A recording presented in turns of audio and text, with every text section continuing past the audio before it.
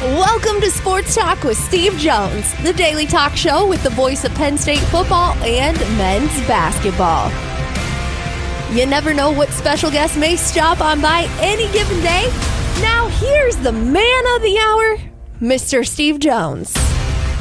Great to be with you on the show today. We'll start with history, and that is Alex Ovechkin, who yesterday scored his 895th goal.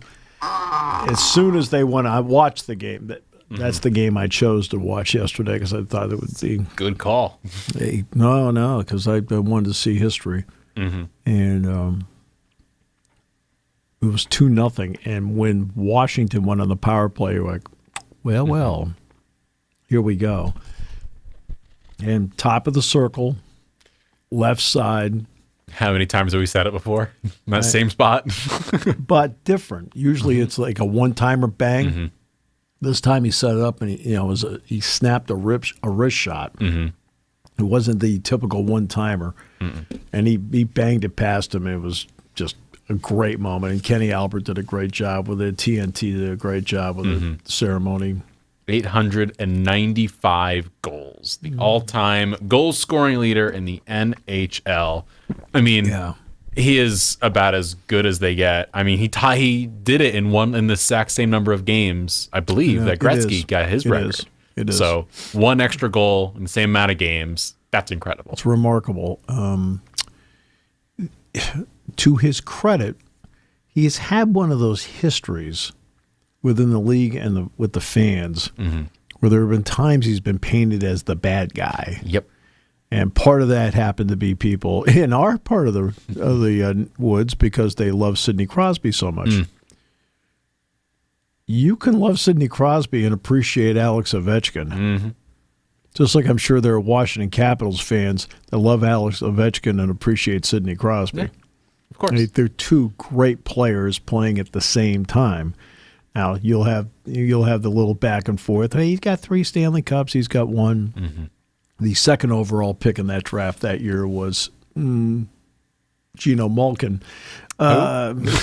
So the Penguins didn't end in a bad spot in that draft. Both teams won there. Yeah, but both teams won there. But he gets the goal.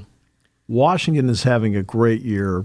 Remember, he broke a bone in his leg. Yeah, people thought he wouldn't get it this December, and he's been a 40-goal scorer this year. 20 years into his career. He's 39 now. He's 20 years into his career, and he's still doing this at a high level. It's him and like LeBron, where you're like, you shouldn't be this good at this age in this sport, where you're required to keep your fitness high. And then Crosby has a hat trick the other night at Dallas. Like the fact that they are all doing what they are doing at the ages they are, like people need to stop comparing to be like, oh, well, where is he on the Mount Rushmore and all this stuff. I see that all the time. We've discussed that a lot where it's stupid. Can we just enjoy watching the Great 8 play? Can we enjoy watching LeBron? Can we enjoy watching Sidney Crosby? Yeah. Like, there is a joy that we can have from watching these athletes play. Or after the Duke game, and we'll get to that later. After the Duke game, people were like, Cooper Flagg is terrible and horrendous and awful. And I'm like, can we just chill? Like, dude had a bad game. Had a bad ending. He had 27 points. He had 27 points, 3 blocks, 7 rebounds, but he had a bad ending of the game. It happens. I'll get to that in a second. I saw people commenting being like, he's the worst Duke player ever. And I'm like, can we chill for a minute? Think, you know what? We got to watch him play this season. We got to watch Zion play a few years ago. We get to watch Ovechkin go out there every night when he's 39 years old. He started playing in the NHL when I was 4. Yeah. I was 4 years old, and he's still playing this well. Yeah. I was 3. Yep. It shouldn't be happening. No, I know. It's amazing. The interesting part is the NHL record. But I don't think people realize Wayne Gretzky played 1 year in the WHA. Yeah. He started out with Indianapolis, and yes, I saw him play a game with the Indianapolis Racers, and he did not wear 99. Ooh. He wore 17 because that was his age. And then the Racers were in trouble. They dealt him to Edmonton. Yeah. And we know how that went. Well, but in that season combined between Indianapolis and Edmonton, he scored 46 other goals. Oh. Honestly, Okay. Ovechkin keep doing this and could get to 46 more. Right. But then you go to the playoff part. You know, when you're making the long runs that Gretzky did in his career, You're going to add. four Stanley Cups with Edmonton. He also had 2 other Stanley Cup finals, one with Edmonton when they lost to the Islanders the first time, the other one with the Kings when they lost to the Canadiens in 93. He had 122 goals in the playoffs. Ovechkin has 72 playoff goals. Now, I'm just saying, Well, it's like LeBron. It's not like Gretzky still doesn't have some stuff in there, but Gretzky was the same way Gordie Howe was when Gretzky got 801 and 802. Howe followed him around every game. Colleen Howe and the people, in as you know, in Connecticut, the Howes who lived in Glastonbury were held in the highest regard as just really good people.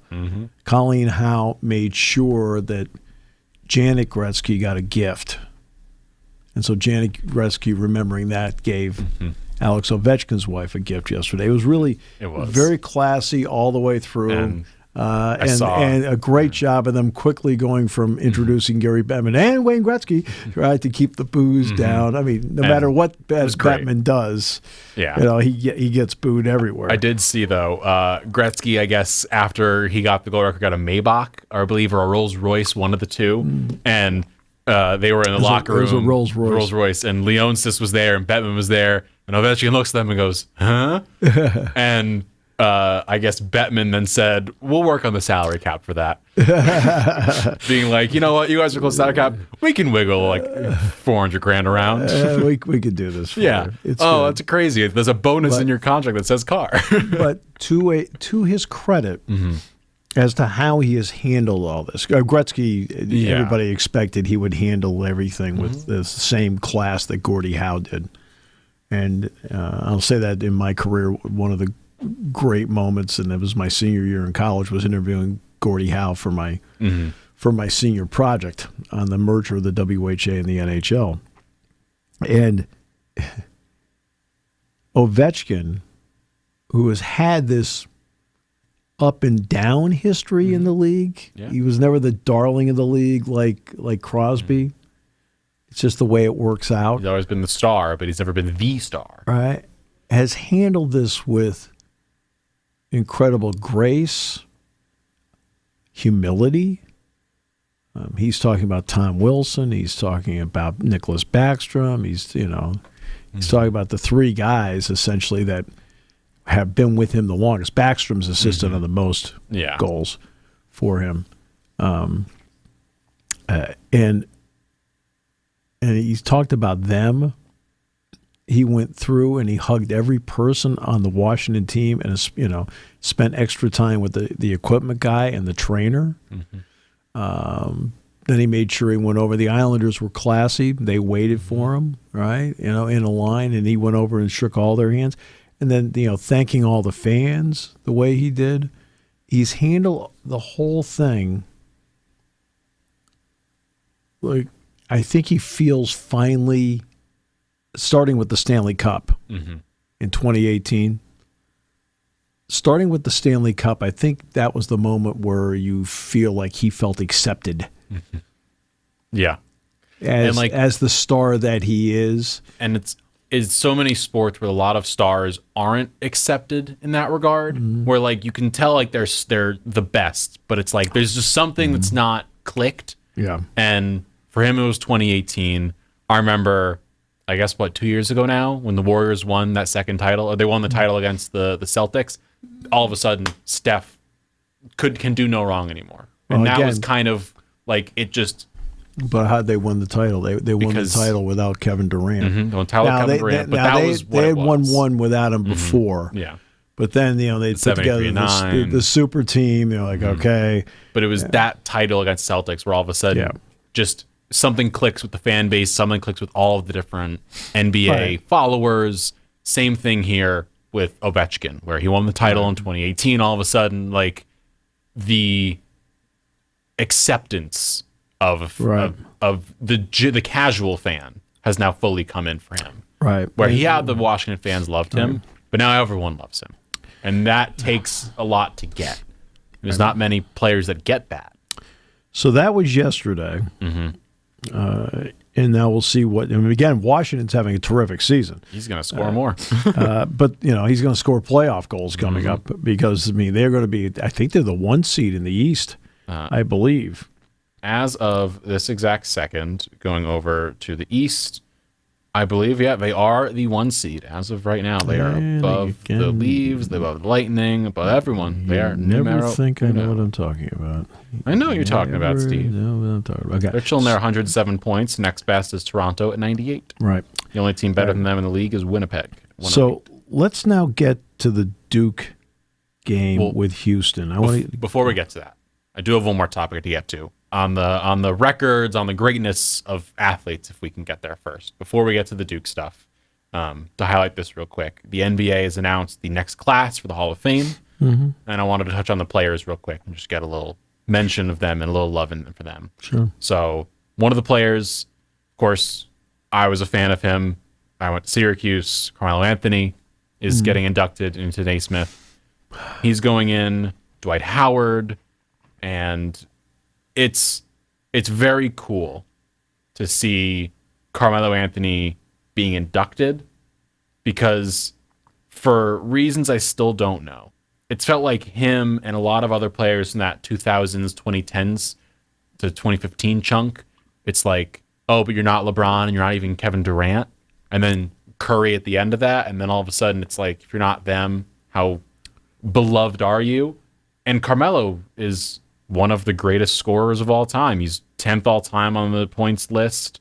If I was to request one player to go and score me a basket at any point in a basketball game, I'd say him and then Kevin Durant second maybe, because I can just say, Carmelo, take the ball and just go play basketball. And he was just... I'd take Larry Bird, but that's all right. To each their own. But watching, he's going in and seeing all the love on social media for Carmelo brought a tear to my eye. Not to me. And the rest of the class, in terms of the other people going in, you have Sue Bird, you have Maya Moore, Sylvia Fowles, Billy Donovan, Mickey Arison, and Danny Crawford are also going in. Danny Crawford, official. His son played against Penn State when he was at Northwestern. Look, Maya Moore, great player when she was at UConn. Sue Bird, her record in both college basketball with 2 national titles and with the Seattle Storm and the WNBA speaks for itself. Dwight Howard, as a backup, won a title. But I think Howard and Carmelo Anthony are 2 players that when they were active were looked at as great players, but each one was looked at in such a way, why aren't we getting more? That's unfair. Yeah. Dwight Howard, let's face it, is a rebounder, powerful underneath, inside scorer, no face-up game. But defensively, I mean, he was a monster. Outstanding. Now, a part of this is who you're surrounded by. Carmelo Anthony, all right? His coverage as a player was dramatically hurt by going to the Knicks. And I'll explain that in a moment because it's not negative on my part, not in the least. It's negative on the people who covered him. Syracuse, of course, he has the great freshman year. Jerry McNamara is tremendous. They win the national title, and they're forever etched their names in college basketball history with that run in 2003. So now he gets to the NBA, and he's a part of that dream team that loses in Athens. Yeah, with LeBron and everybody else. That young team, Richard Jefferson. But again, that's the fault of the NBA. Okay? The NBA got cocky between 92, 96, and 2000, like we could run anybody out there and we're going to win. So we're going to showcase the future of the game, and here we go. And you're like, that's not very good. No. Right? And they didn't play well. With Denver, he was a really good player. Mm-hmm.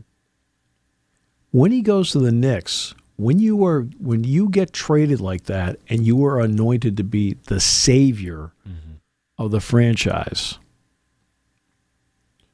and the franchise is still spinning its wheels, and so you're looked upon as, well, he's not any good. He's not getting it done. That's because of the other players around him. Mm-hmm. He always got the rap of being selfish on the court. And again, that's a bad rap because let me give you two things about him that always impressed me. Number one, every single time he was asked to play for his country, he said yes. Olympic mellow. And when he played for his country and was surrounded by other great players, he played beautiful basketball, which tells me the kind of player he actually is, because when he was with the Knicks and surrounded by, for the most part, a mediocre cast, and he had to do more, the cast didn't help him get anywhere. And that's how I always looked at Carmelo Anthony, not in the negative that some people looked at him as. I looked at him as a great player stuck in a bad situation and expected to be the savior of something that was beyond saving. I mean, even now the Knicks are good, but they're not top shelf. And that's not his fault. What they put around him. I mean, when the second best person out there is Spike Lee, that's not good. He doesn't play. Yeah. When it comes to the Olympics, you mentioned that. Carmelo always showed up. He always played. And there are some players you remember for certain things they did. I know Kevin Durant, I believe, is the all-time scorer now in men's basketball for the U.S. Yep. But he broke the record finally in the last couple games for the most recent Olympics because it was Carmelo's record. Carmelo was the guy. He has 3 gold medals to his name. LeBron had now 3, and after 2024. But Carmelo 2016, in the middle of all the Knicks craziness going on because the Knicks kept shooting themselves in the foot for billions of reasons that have been discussed by now, he still was like, I'm going to go to the Olympics. And is he the best Olympic men's basketball player all time? Like, I know Jordan, I know... You have to remember, it's a little different now compared to other... When you look at past years, you played in an Olympics. Yeah. Bill Russell played, along with Casey Jones, in 1. Jerry West and Oscar Robertson in 60 played in 1 because that's all they were allowed to play in. That's all they're allowed to play in. Right? Now, to be honest with you, Lou Alcindor, Kareem Abdul-Jabbar didn't play in any. No. Okay? And, Doug Collins, that alleged silver medal team, I don't know if you've ever talked to Doug about it. Thinking I have. Right? It's a subject you don't really want to bring up. The medals are still sitting in the vault. They refuse, and there are people that have it in their will because they got cheated. They were flat out cheated out of that in Munich. But you only have one shot at it. Yeah. When Michael Jordan played in the 84 Olympics, that was supposed to be his only shot at the Olympics. And they did 92. Right? And then they changed the rules to let pros in. So Larry Bird didn't play in the Olympics. Magic Johnson did not play in the Olympics. Right? Now, David Robinson did. He played in Seoul. But the other guys had not had Olympic opportunities. Now the door opened where suddenly, Charles Barkley, the running joke, he doesn't have any rings, but he has 2 Olympic gold medals because he was on the 96 team as well. Now guys were open to playing in more Olympiads. So because they're playing more Olympiads, it's a different set of rules as to who the greatest Olympian may be. Yeah. Because the rules are completely different now. And Carmelo Anthony, as I said, always played for his country. And it's not just the scoring. He played beautiful team basketball in all of those Olympiads and was the consummate teammate because he was surrounded by other great players, and he didn't need to be the show. He just needed to go out and do his part, and he made people around him better. And it was time to be selfish and take a couple of shots. He did. And guess what? He showed everybody in those moments what an absolutely great player he truly is. Yeah. His problem with the Knicks is the supporting cast around him was not what you call very supporting. No. And he took the brunt of it because he was the star and because there are certain personalities on ESPN that happen to be Knicks fans and happen to just keep putting it on him and putting it on him and putting it on him. And it was not him. Nope. It was never not his fault. Him. And I'm glad to see he gets his just due. Yes.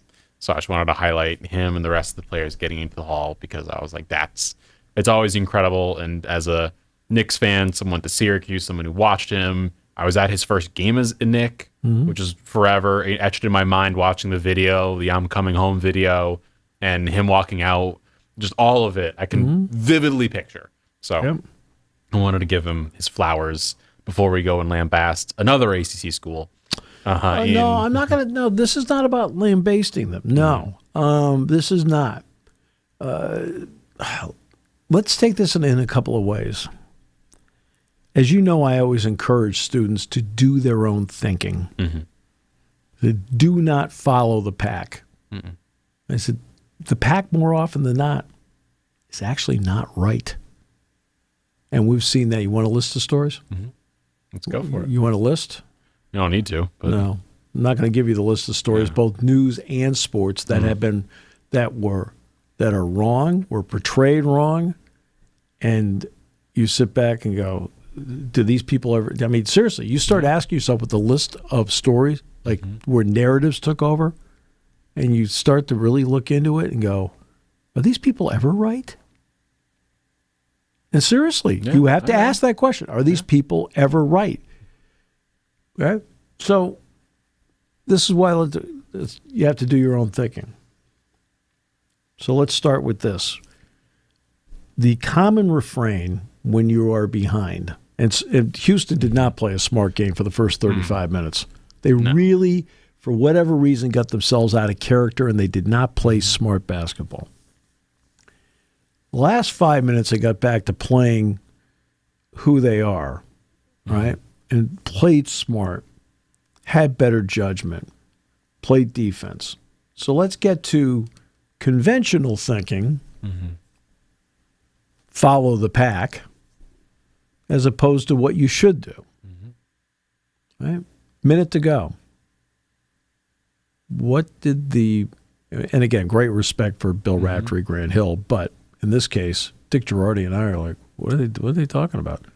You need to foul here. And the two of us are like, what are you talking about? You need to play it out. It's a game of possessions. How many possessions are you down? Okay? You've been locking this team down for 6 minutes. 6 minutes, right? From the under 8 timeout, you've been locking them down for a little bit more than 6.5. Play it out.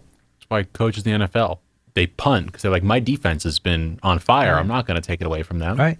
And they're saying you should foul here. I could hear fans out here. You should foul. And I'll sit back and go, no, not. Okay. Now, if I don't have a good defensive team, I foul. Okay? It depends on who your team is. But okay? Houston's. All right. But it depends on who your team is.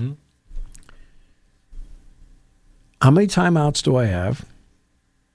Okay. What's one of the reasons you should use timeouts before 1 minute to go in the game? For me, it would be to reset my team, say, hey, this is where we're at. This is the situation. This is how much left. This is how many possessions are left in this game. That's what we got to do. No. Oh. Okay. You want to take timeouts before a minute to go and keep one back because the clock stops on every made basket under a minute to go. It's already built in for you. Okay? You use your timeouts before the 1 minute mark, Not all of them. But that's why you do it. It's like you'll see coaches in football sometimes use timeouts before the 2-minute warning because they know they got that one. Right? I've got pauses on first downs after 2 minutes. See, you got to understand where the rules are and how the rules work in your favor. Kelvin did not want his team to foul, and I totally, completely agree with it.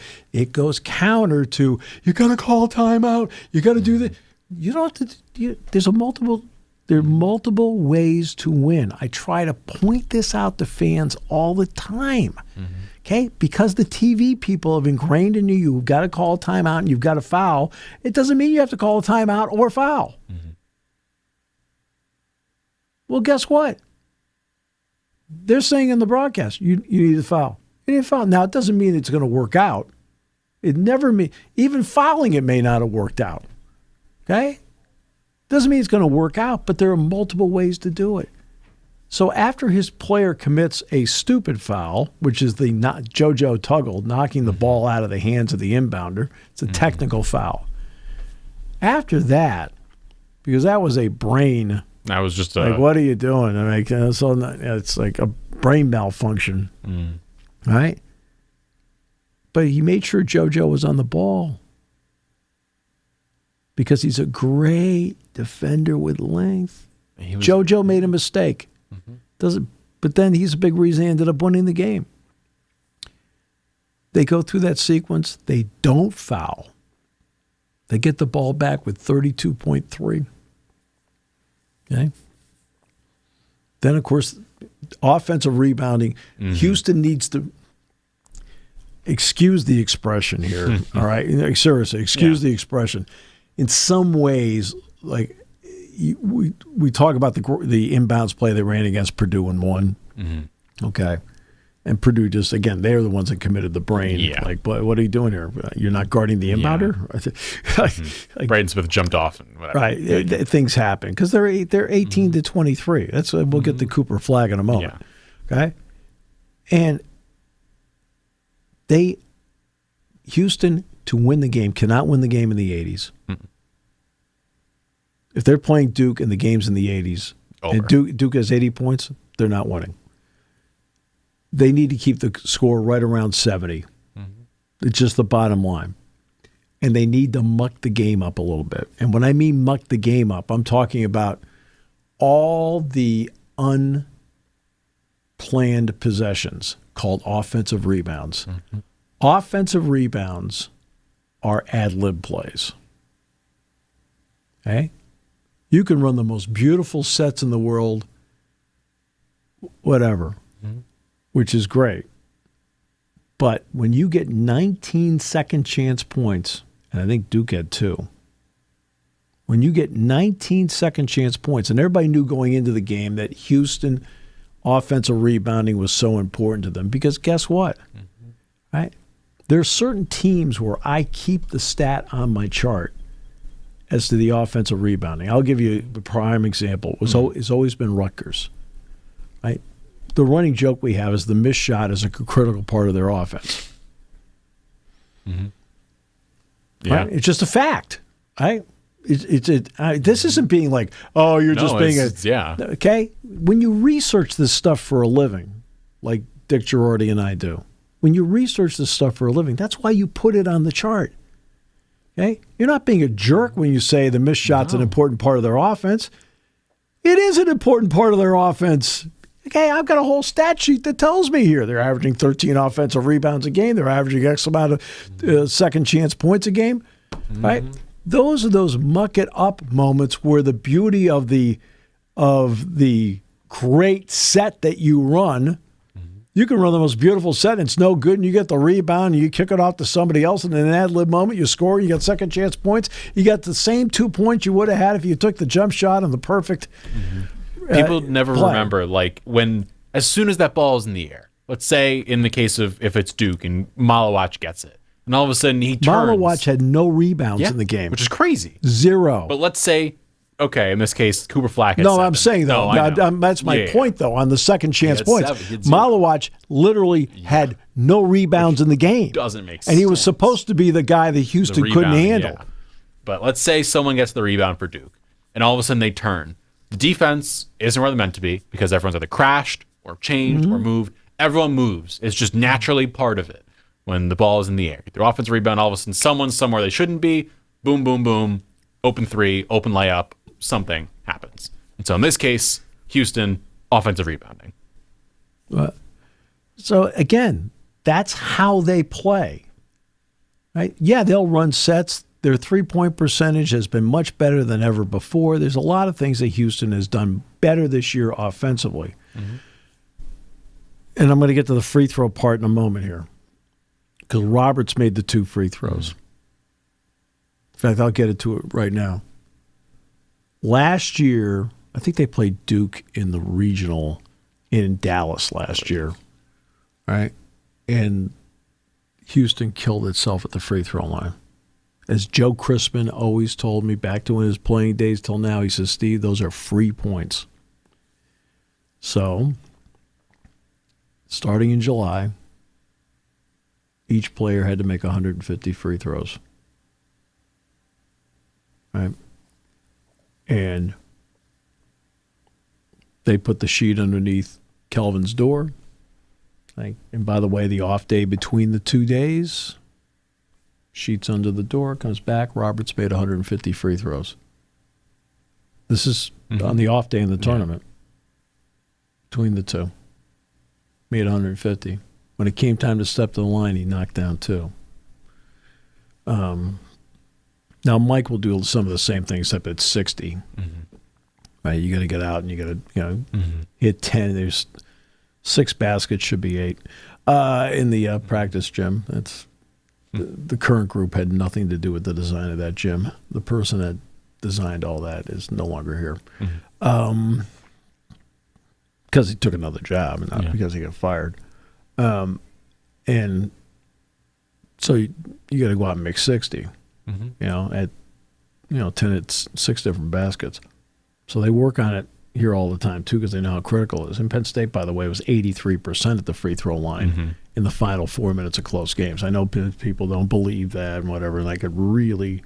When they got to the line, they made the shots. Right, that's my point. That's why I keep the stat. It's not on the stat sheet. It's not in the game notes.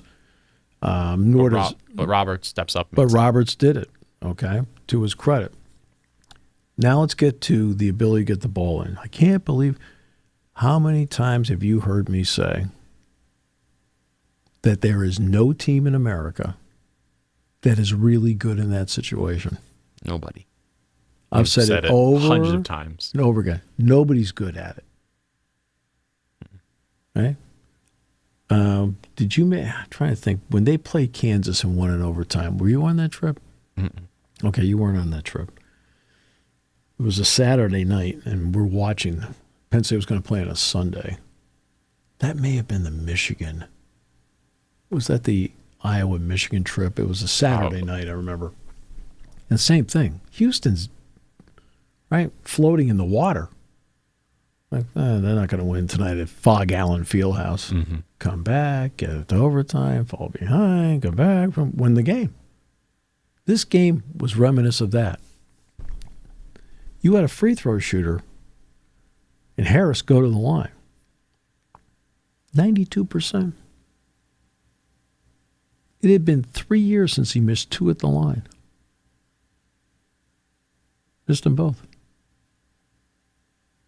Okay? Now, this time they played the percentages. They fouled the right guy. They fouled Proctor. They didn't want to foul Knippel. No. It was Knippel and Flag to that point, for those wondering at home, were perfect 11 for 11 combined. Right. But Knippel's a 90%er.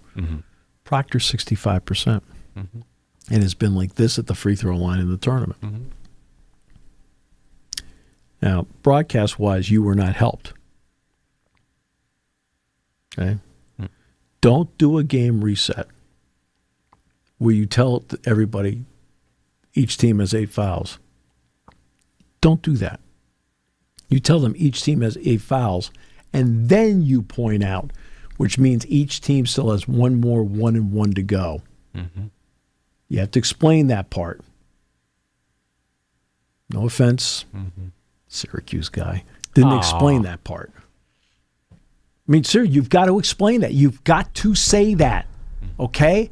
8 fouls means nothing, especially when it is a casual audience that doesn't watch a lot of college basketball, and you may have people that are NBA people that have different rules. Okay? You've got to explain that. You got to flat out tell everybody that means there's still one more 1-and-1 out there. Okay? That if you miss the first one, that is it. The trip is over. Okay? They didn't do that. Like, I'm sitting there like going, what are we doing here? Right? Then they're telling you got a foul in this spot. No, what are you doing that for? Like, no. Right? Like the last, I mean, I want to hear how brilliantly somebody handled it. They didn't, really. Is somebody who does this for a living? No. Didn't. Right? So, the inbounds plays. Yeah. Oh, I love the one where they line up everybody. Not everybody runs that play, right? And I've seen that play botched up. It's all about coverage, pressure on you, the ability to get rid of the ball, everything, right? And the ability of the team trapping to not foul you while making life incredibly difficult for you. Okay? And there isn't any team in the country that is.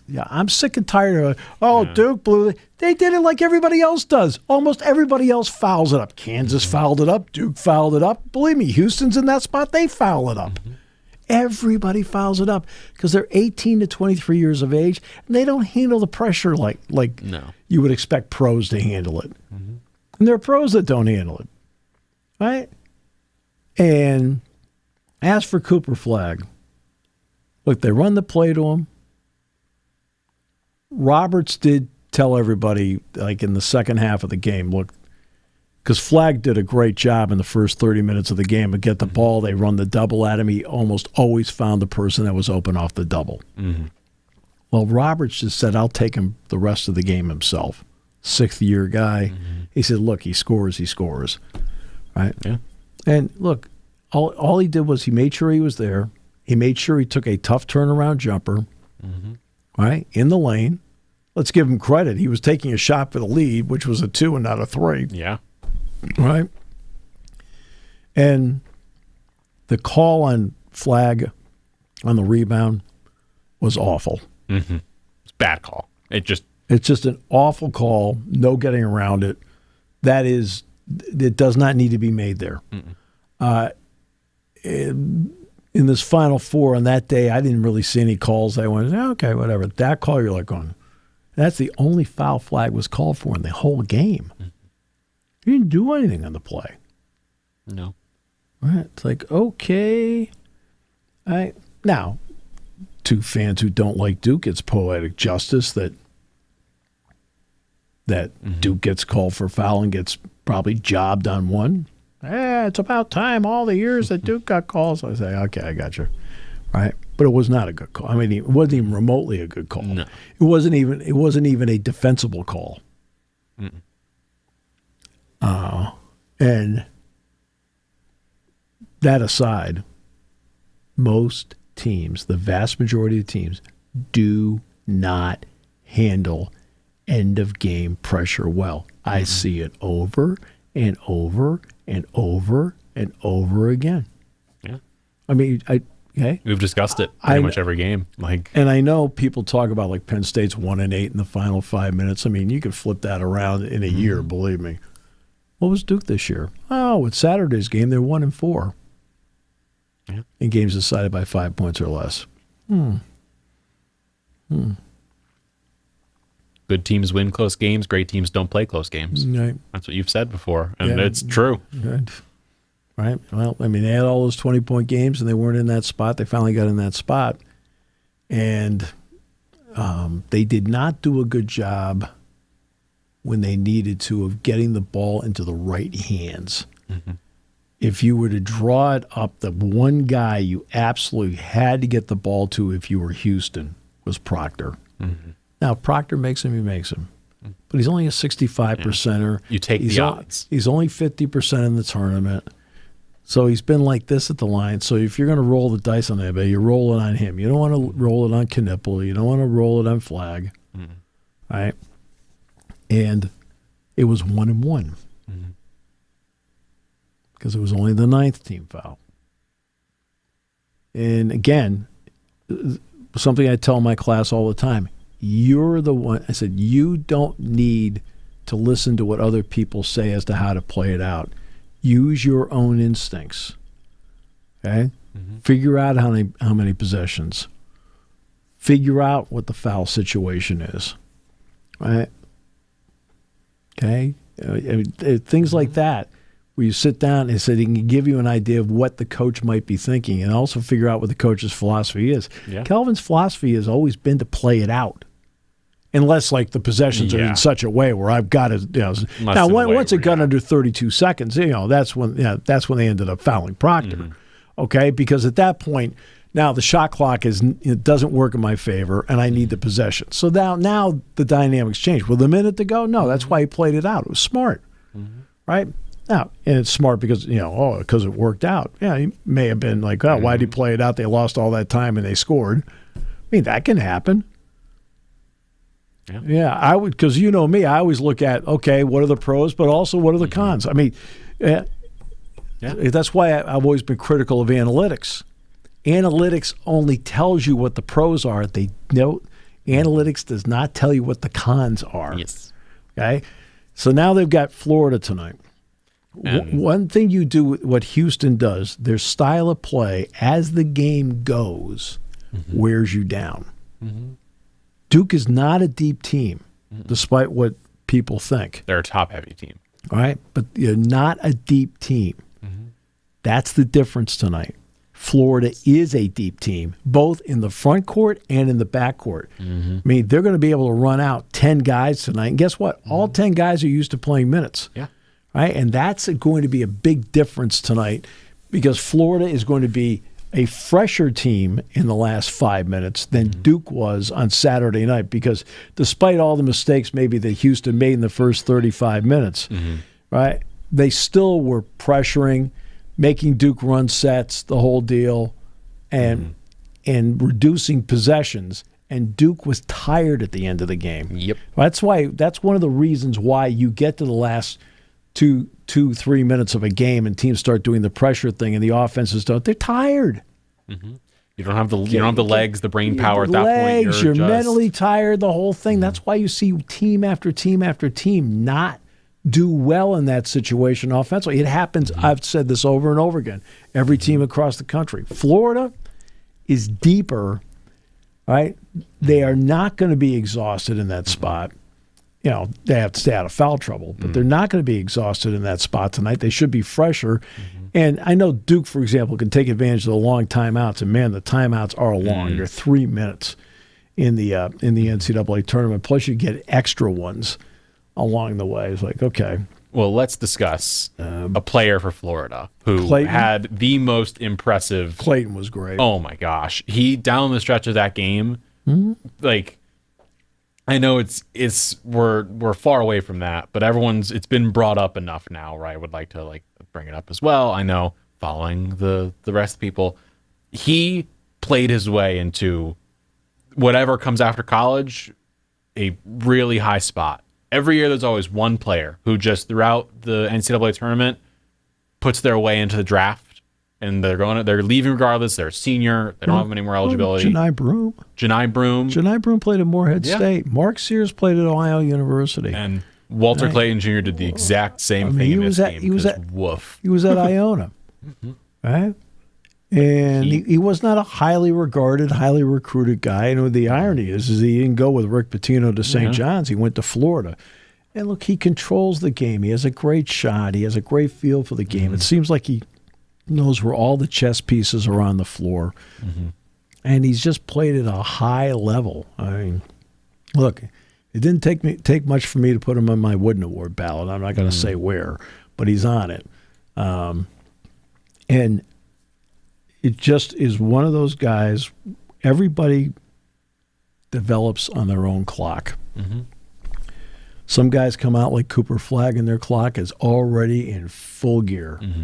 Right? It is ticking, and it is just beautiful to watch. And Flagg is a terrific player. I mean, hits free throws, gets rebounds, passes the ball, hits shots outside, inside, block shots. right? And now you've got people because he missed a shot. For goodness sakes, LeBron James went 23 consecutive games without hitting a game winner or game tying shot. Yeah, people don't realize that. I think he finally broke the streak against Indiana. He did, right? But he got 23 straight times. Missed, turnover, missed, turnover, missed. Right? Mm-hmm. He's one of the greatest. He's one of the 10 greatest players in the history of the NBA.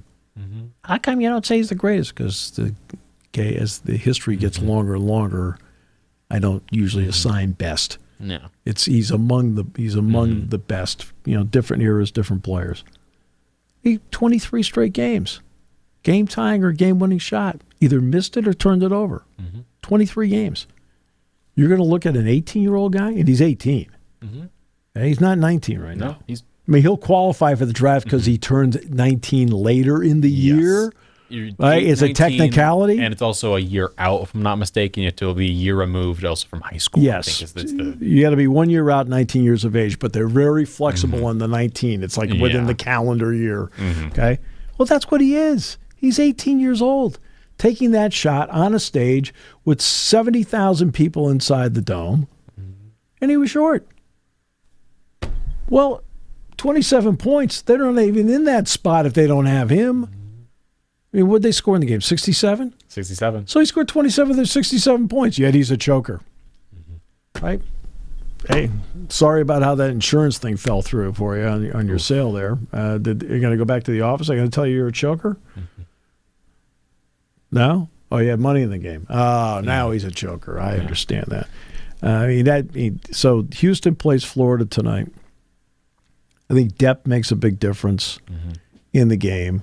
It is the odds of it being an aesthetically pleasing game because it's Houston go down, because there were points in the Auburn-Florida game where it was treading water out there for a period of time with both offenses. And all of a sudden. Right, and then all of a sudden, it kicked into another gear. But Condon's played well. Martin has played well.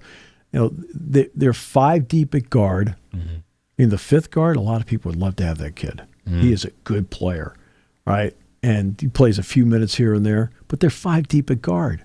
They're 5, 6 deep in the front court. See, this is going to be for Houston the issue, because Houston depends on wearing you down in big games. Duke got worn down, and Houston's in great shape. They're relentless. LJ Cryer played 40 straight minutes. Right. He did not come out. Right. But at this point, it doesn't really matter. The play to the end. Cryer, and by the way, if Florida wins tonight, Clayton will be the MOP. And if Houston wins tonight, Cryer will be the MOP. Yeah. Cryer has been, by the way, just lighting it up from 3. Another guy I put on my wooden award ballot. I mean, he's defensively great, and he has been a human flamethrower in the tournament. He has done a great job of improving his outside shot compared to a year ago. And also, Houston's healthy. Part of the problem they had last year was when Shed got hurt. That really derailed what they were doing. I mean, it was tough for them to overcome. They've been healthy this time through. Florida's been healthy this time through. It has a chance to be an outstanding championship. The highest rated Final Four, by the way, in terms of viewership in 8 years on Saturday. And that's the initial number. The number that comes out tomorrow will probably be even bigger. Yeah. And because, again, it goes back to what I've been talking about. If I hear one more time, it's such a chalky tournament, just stop it. Okay? The first weekend, we love to see an upset here or there. It's kind of fun, the whole thing. But once you get to weekend 2 and you see the TV ratings, the fans gravitate toward Duke, Carolina, the established Kansas. names, Kentucky, everything. And Final Four, guess what? Right? We've had, with all due respect and to their credit, the Florida Atlantics and the San Diego States make. And guess what? The ratings go down. Why? Because that's not who the fans want to see. Okay? These have been 4 of the better teams all season long. Now we're down to 2 of them. Right? And guess what? Fans want to see that. As things stand odds-wise right now, It is over-under is 141 points. So we're sitting at 70 is pretty much the mark to hit. 70, if you can cross 70 first. If Florida gets to 75 points on it, they'll win the game. Oh, yeah. And then the over-under, or the plus-minus, Florida is minus 1.5. So it's basically evens. Yeah, it's pretty much. It should be. It's going to be winner take all. 75 points wins the game is where they're if you can get there. If you can get there. So this will be. Look, and again, Houston's ability, the offensive boards were huge for them. Yeah. And going into the game, the offensive boards were going to be huge for them. Because, again, Houston is a team that thrives when the structure breaks down. And offensive rebound is that structure has broken down moment. Okay, now it becomes a free-for-all. Get the ball, find the lane, kick it off, do whatever. There's no structure in that. Okay, and Houston had 19 unstructured points in the game, 19 second chance points. Well, in a game that you win by 3, if they end up with 15 second chance points, they lose by 1. Right? And it is, you saw when Wilson got the ball, went out to the three-point line and shot it, he missed it. What had happened? Houston got the rebound and scored. Yep. Right? Again, unstructured. You know? We could talk about what a beautiful set, you can run all the beautiful plays you want. But, man, you've got to be good in the unstructured moments where you've got to get a body on a body and get the inside position and you get the ball. And maybe in some cases, not all, but in some cases, you want it more than the other guy does. There are times where both guys want it badly. It's just you've got the better position, the ball bounced the right way, whatever. Right? But that's how Houston plays. Now they're going to face size again, and Clayton is going to be a guy that is going to draw a fair amount of attention.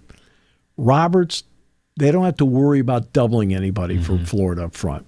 Flag they did, and they finally just decided to go one-on-one because Flag kept hurting them. You don't get that out of Florida. Right?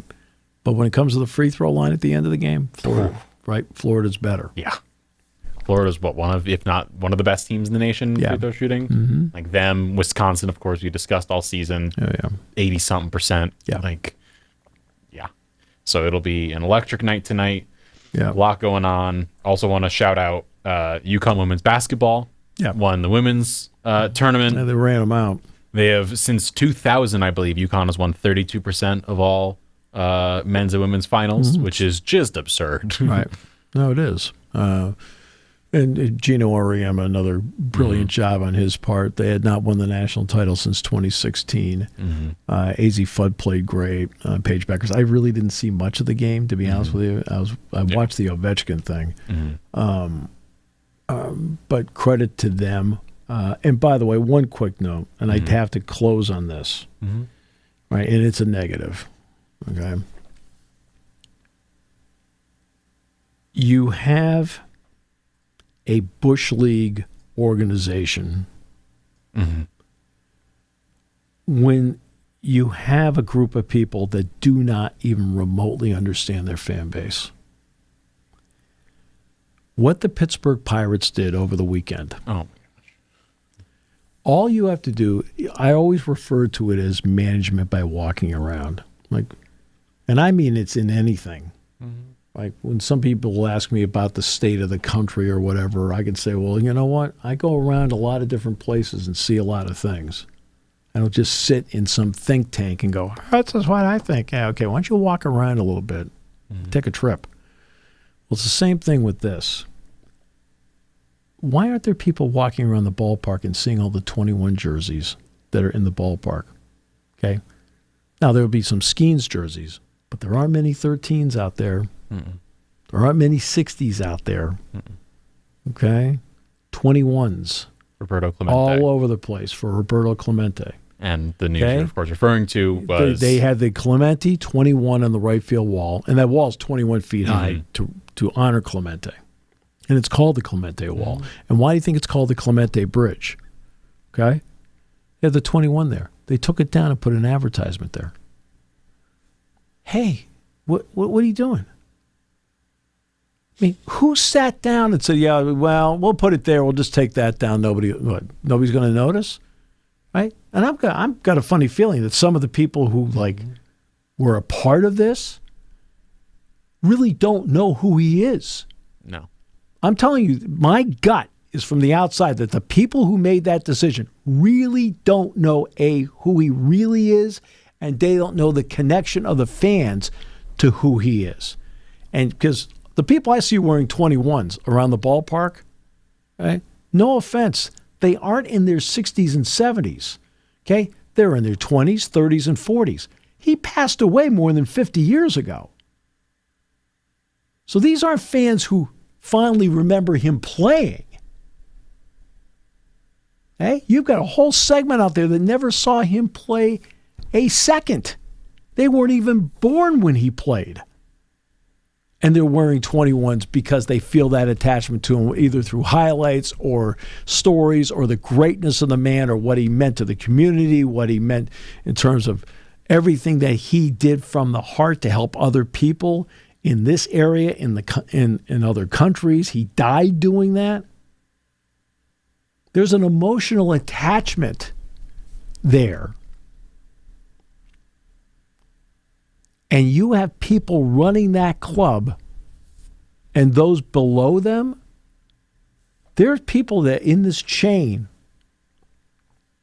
that had no idea what they were doing. There are people who are higher up that took responsibility for it. But no offense, those aren't the people that made the decision. Somebody else go, oh, yeah, what do you think? I sold this on the radio. Yeah, we'll just put it, we'll stick it there. It'll be great. Right? Somebody went out and consciously sold it to put it in that spot. That means you have no idea who your fans are. Now, they're putting it back. Mm-hmm. But I'm sorry, you've now made a statement that you don't give a damn about your fans, your history, or anything. You just care about getting a buck, right? And you lost money because you did it because people are going to be so disgusted by it. There's going to be a couple of games they're going to decide not to go to this year. They'll go to like 5 games a year, and there'll be one they're going to sit out, and you're going to lose the money from because I'm not going to go to see these guys, right? Mm-hmm. And you watch them play. They're a bad team. I mean, they beat the Yankees yesterday. Mm-hmm. But I'm sorry, you do something like that. This is an organization that cannot afford to make a single public relations faux pas, and they made one of the biggest ones they could make. The literal opening weekend. The first possible weekend you could have a mistake happen. Right. They off rip. But again, it's done because you probably, I'm just guessing, in all likelihood, you probably had some people down the line in the organization that had zero idea what that meant to the fans. Nope. Right? And all you've got to do is walk around the park and see all the 21s there. And the 21s are worn by teenagers, 20s, 30s, 40s. He died 50 years ago. Mm-hmm. You've got to be somebody that's I saw him play. Mm-hmm. I saw him play. Yeah. Right? It was like poetry in motion as a player, right? I remember the New Year's Eve he passed away. Like, okay, and I'm not a Pirates fan. Mm-mm. I didn't grow up a Pirates fan, but I knew darn well who he was, right? And appreciated who he was. What a great player. I remember his 3,000th hit off John Matlack. I remember watching it, right? And you've got to know who you are and who your fans are, and whomever, and it's more than one person. Because remember, there are people that said, "Hey, great idea, we'll do this." There are people that approved this. Okay, this was not a person that made a mistake. This is a person that just say, "Hey, great, oh, yeah, we're going to get money, we're going to put it there, it's going to be great. Oh yeah, it's right. Hey, way to go!" Probably got patted on the back for selling it, right? And had no idea who their organization is, had no idea who their fan base happens to be, and have no idea about the emotional connection they feel to somebody 50 years later, because the vast majority of their fans never saw him play a game, yet to this day love him. Right? Thank you for listening to Sports Talk with Steve Jones, a 7 Mountain Media production. Come back at 11 every weekday for analysis of the latest happening in the sports landscape. From college football to European soccer, Steve and Kyle cover it all on Sports Talk with Steve Jones.